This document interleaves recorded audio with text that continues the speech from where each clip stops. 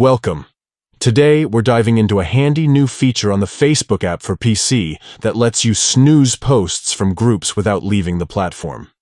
If you're part of several groups and find some posts a bit overwhelming or simply want a break from certain content, this update makes it super easy to customize what appears in your feed.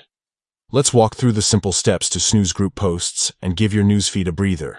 First, open the Facebook app on your PC. Once you're logged in, navigate to your main feed where posts from friends, pages, and groups appear. Scroll through until you find a post from the group you want to snooze. This is important because the snooze option applies specifically to groups, so you'll need to start with an actual post coming from that group's page.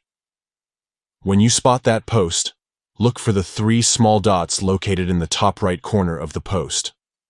This icon opens a menu with several options related to the post, including saving it, reporting it, or hiding posts like this. Click on these 3 dots, and you'll see a list of choices. From these options, select Snooze. You'll notice that it specifically mentions the name of the group you want to snooze, making it clear that you're pausing content from that group only. Clicking this will temporarily mute posts from that group on your timeline for 30 days. This means you won't see any new updates or posts from the group in your feed during this time, giving you a break without permanently leaving or unfollowing.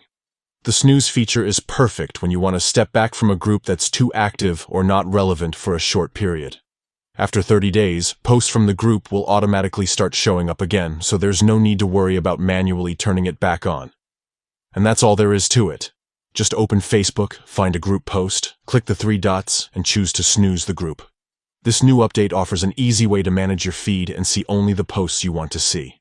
Give it a try and enjoy a more personalized Facebook experience. Thanks for watching.